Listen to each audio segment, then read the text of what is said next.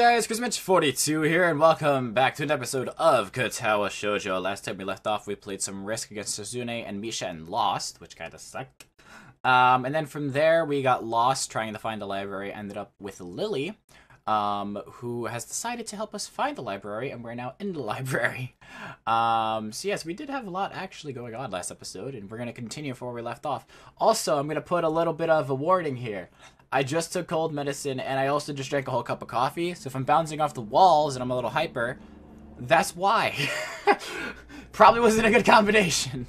So yeah, so this is going to be a thing for a couple episodes, because I'm going to be going to Pat's on Friday. I'm going to his house for his birthday, so I'm going to be there until Sunday, so I'm probably going to be recording like 4 or 5 episodes of this just straight. So prepare for me to be hyper as hell. And good luck with that. But anyway, let us continue the story. So my first impression was right. The library is surprisingly big. Ambling down the narrow aisle as I studied the spines of the books in random order, occasionally sliding one out to read the blurb, taking it with me if it looks good. In a few moments I have a respectable stack of books in my arms. I guess I'll never be stuck for a choice in here. The normality of the library sinks in. Sure, there are large print and braille books scattered throughout. But it is what it is, a library. It's as if the calm mood from the room I had tea with Lily and snuck with us in here. Unless it was here to begin with. Something about that puts me at ease, just like before. I reach the end of the aisle and find a collection of desks, set up for study or personal reading. Going a little further, though, I discover a nice, quiet corner at the back. While the rest of the library has the odd student sitting at a desk, either reading or stealthily sleeping, the back is pretty much deserted. As I glance around, I see someone who I recognize sitting on one of the several beanbags. Wow, it's the girl with dark hair. It's a dark-haired girl from my class, the one who snuck out of the classroom earlier. Look at her reading. She's reading a book, keeping it close to her face, which makes her look like she's really into it. From the way she was acting today, I had her pegged as more of a delinquent than a bookworm. In fact, her mysterious disappearance from the class raises all sorts of whys in my head. Intrigue floats slowly but surely towards the surface. Before I know it, I'm walking towards the mysterious long-haired girl. I guess there's no harm in introducing myself as I would with anyone else. She's a classmate after all. Walking over to another beanbag, I take a seat and lay my books beside it. The girl starts, looking scaredly up at me from underneath her fringe. This is the first time I've seen her this close. Underneath her long, dense bangs, I can see that part of her face, at least a third, if not a half, is pretty badly scarred. My eyes are immediately drawn to the scars, subconsciously peeking past their hair until they meet her own eyes. For a second, I'm shocked, and divert my eyes to the book in her hands before I realize that looking away probably only makes it worse. It takes too many seconds to collect myself and I remember what I walked up to her for. So let's see. Hi, I'm new here. Hisao Nakai. We're in the same class. I'm sorry, I didn't mean to startle. You probably should go with I didn't mean to startle you, because if we do that, it might go a little bit smoother than just be like, hey, I just scared the crap out of you. By the way, I'm Hisao. Nice to meet you. So I'm gonna go with I'm sorry, I didn't mean to startle you. Sorry, I didn't mean to startle you. It's okay. The girl still doesn't look like it's okay, but I let it slide. So, do you mind if I sit here? She seems to be very uncertain whether it's okay or not for me to sit, but she finally nods and just a little. Oh, okay. I take the seat next to her, and she hides herself behind her book. Life of Pi. Never heard of it. You uncultured swine! I don't even read, and I know what this is about. Hisao. You can't do this. Like, every time something comes up, and I know what it is, and you don't know what it is, we're gonna have to fight. Like, I'm gonna have to bring you outside. So, sorry again for startling you. I'm Hisao. She looks up from her book, stalling a little before replying. I know. We are in the same class. Her speech is stilted and so quiet that it is barely audible even in the still library. Somehow I think that my delinquent impression of her was wrong. Hanako. Hanako. I resist the urge to say, that's a nice name. Just to have something to say, but really it's the only thing that I can think of. I feel like an idiot. Everyone here must be used to being different to each other, and here I am being all bothered and fussed about that kind of thing. Don't let me interrupt your reading. I'll just check these books if you don't mind. She nods a little and sighs a little sigh of relief. So I try to read the covers and the introductions of the books I picked up, and she buries her face in her book. Uncomfortable silence consumes us. My eyes still wander to her direction, and I sneak peeks at her flowing hair and the scars it's hiding. After a while, I realize that she's doing the same and only pretending to be immersed in Life of Pi. Her gaze is not whatever at all, though. It darts around like a scared rabbit. When our gaze When our gazes finally meet, the chain reaction is unstoppable. Oh, Jesus Christ. She stands up forcefully from the beanbag and takes a deep breath. I've got to go do something. Without warning, Hanako takes off and runs towards the counter. Her hair-like takeoff catches me so off guard that I don't manage to go after her until she has a good start. By the time I reach the counter, she is nowhere to be seen. Lily and Yuko are happily chatting away. Knowing that I won't be able to catch Hanako myself, I approach the girls. Hey, did you notice a girl run past here? Maybe? What does she look like? Long, dark hair, kinda shy. She had, well, some scars on her face. You wouldn't be talking about Hanako, would you? Yeah, that's her. I saw her reading and tried to talk to her, but I think I scared her off or something. Oh dear. Yuko, would you excuse me? I had better try and find her. Sure. I'll just hold on to these until you come back. What's going on? I'm sorry, but I'll have to explain it to you some other time. Right, I'll see you later then. Lily hastily grabs her cane and hurries out of the library, leaving me alone with Yuko. I don't think I'll ever get the hang of this place. Did I do something wrong? What did you do? Nothing! I was just looking for some books, and then she got this fit and ran off. The most offending thing I could think of was that I might have looked at her general direction a few times. Well, she is a very timid girl. You have to be very careful around her. She can be very jumpy, I think. And she's not accustomed to talking with other people. Isn't that a bit strange? I wonder. It's just how she is, I think. Yuko doesn't sound all that convincing. Then again, maybe this is just the norm around here. Everyone has their own problems, or else they wouldn't be here. But how should I deal with these people? Forcing myself to act overly casual only makes me feel phony. Like I was supposed to be ignoring the elephant in the room. Yuko fidgets, looking like she wants to say something to that, but resists it. I think it's an elephant only if you feel that way. I guess she doesn't have a good sense of self-restraint. It makes me smile, and she blushes heavily. What? Did that sound stupid? No, it sounded really wise. I guess you're right. It's more about me than anyone else. Neither of us has anything to add, so Yuko fills the silence by shuffling some papers around. People who have papers on their desk really like doing that. Did you find any books? I should be closing soon. I mean, this library should be closing soon. But I have to do it. I hope that's not too inconvenient for you. Oh, yeah, I want some books, but I left them over there because I'll just go get them. I fetched my stack of books from besides the beanbags, where Hanako and I were sitting, and returned to the counter. Wow, you read a lot, don't you? I surprised myself with that too, honestly. At least when I really think about it. It's all manga. I had a lot of free time earlier this year, so I just kind of started reading books to fill that time. I couldn't do much else. I see. But she doesn't say anything else, and just checks out my books for me. I guess this is what they call tact. Don't even know what that means. Holding library books with one arm, I trawl my pocket for the key to the door. A sudden sound from behind me startles me, making me nearly drop the books I'm carrying or the key that I almost managed to get into the lock. Who is it? It's your boy Kenji. I turn around to see who's talking to me. It's Kenji. He seems to be in a friendlier mood, although the light glinting off his glasses in the dark gives him a sinister look. It's just me. This makes him pause and lick his lips nervously. Who is me? I don't know anyone called me. Are you some new guy? Again? His voice is suddenly strained and quick.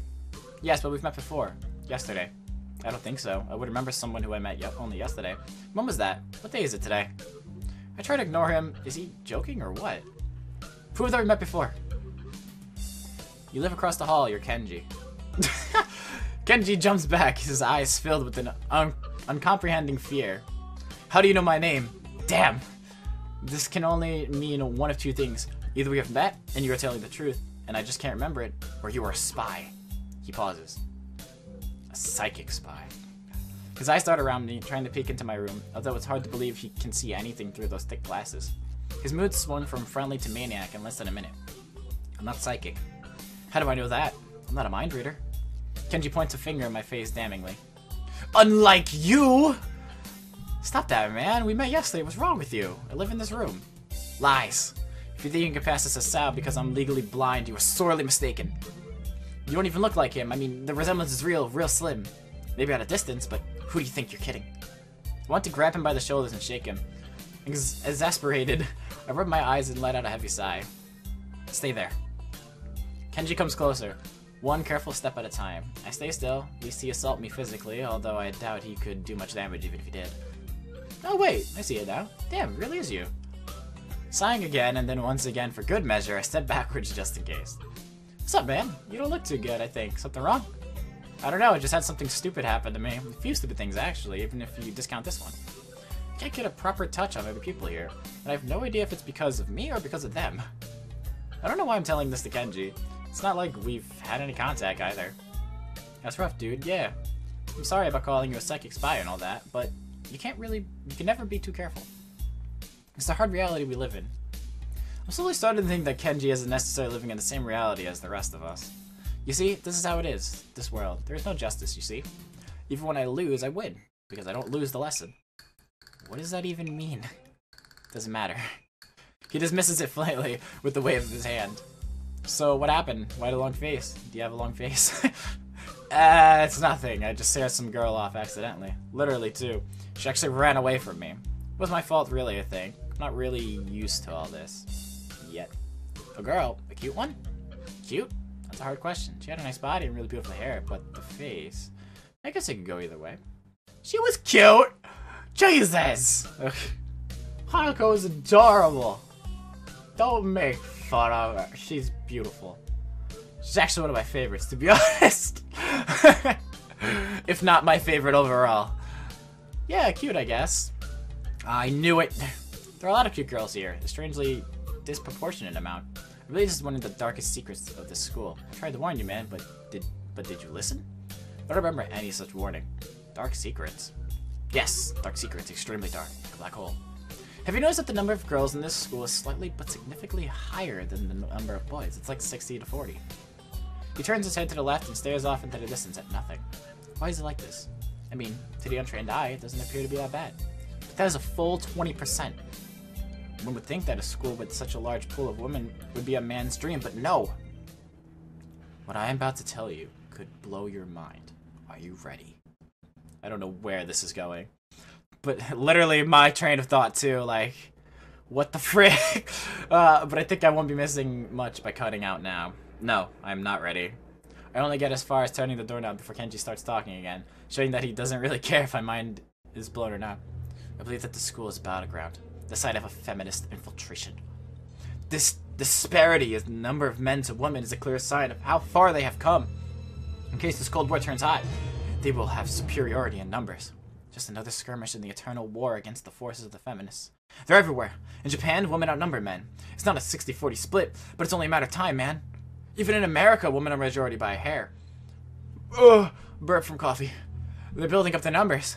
In the past, the buildup of a military has always been the clearest sign of imminent war. Japan is just the first step. Our economy is badass, and the country itself is small and isolated, yet a huge part of the Pacific in terms of politic value. What the frig is he talking about? The perfect target. They're so cutting as expected of women. Soon the day will come when Kenji's voice trails off ominously. That is why you can't trust them. They will string you along and then kill you. Just as they killed me, you will end up just like me. Oh, hell no. I can't stop myself from blurting it out. Hey, what the hell does that mean? You said it, not me. It's the best I can think of. So you're not supposed to say something like that? Damn, so rude. Where was I? Oh yeah, vast feminist conspiracy. Stop it, stop! I lost you way back there somewhere. Somewhere around feminist infiltration. Too hard to follow? It's cool. I have some graphs and stuff in my room. And puppets. You like puppets? No puppets. You don't like puppets? Okay. Graphs are still cool though, right? He speaks energetically, responding almost before I've done talking. Move his hands in an animated way, he continues to rant on. This is too strange. I had him pegged as relatively normal, but it's clear that I was wrong. Something on your mind, dude? just thinking about what it's like to be the last sane man in the same world. Kenji frowns, looking deeply upset. You mean that's you? That can't be, because I'm the last sane man in an insane world. That is my fuck. That is my dream. You can't just steal a man's dream. What the hell? There can't be two sane men. Two last sane men. It would inevitably invalidate that whole last part, and that part is kind of important. There can only be one, like in that foreign movie where there can only be one, and in the end there is only one dude left because that was the point. I have never seen anyone talk so heatedly and so defensively about absolutely nothing before. Anyway, if you wait here, I can grab my graphs. I also have a list of the other dark and complex conspiracy that the school holds, as tangled as... Quick, finish my analogy for me. Be a pal. I'm going to go to bed now. It's extremely late. This doesn't sound like an analogy, but whatever. I like you. You seem like a cool dude. Most people don't understand what I'm talking about when I try to explain the vast feminist conspiracy to them. Denial is a terrible thing. Later. Fuck. Oh, Kenji, I love you. He claps me on the back and then vanishes into his room so quickly and quietly it's like he didn't even open the door but instead walked right through it like a ghost. I don't know if I can fully digest what just happened, so I give up and just go to my room, kicking off my shoes before falling face first into my bed. It takes me some time to relax and get up so I can get started on my homework. It's because the sheets are cool and comforting around my cheeks. It feels good just lying there with my eyes closed. The school is like some kind of bizarre and surreal island. It's isolated on top of a mountain, and each person is stranger than the last. I just can't seem to fit in. What irony! One would think that fitting into a place that's made for people who are unfit for anywhere else would be easy. Maybe I'm trying too hard. Although I say that, it doesn't help take the edge off, and the words are left echoing off my empty walls. I guess it's not as bad as I expected, though. This place really is more a school and less a hospital pretending it's a school than I thought it would be. If nothing else, the scenery is beautiful. I open one eye, seeing the school books and bottles of pills arranged side by side on my desktop. Maybe this is too much like a normal school after all. Alright, feminist conspiracies, scaring the crap out of, out of Hanako. Doing a great number so far this episode.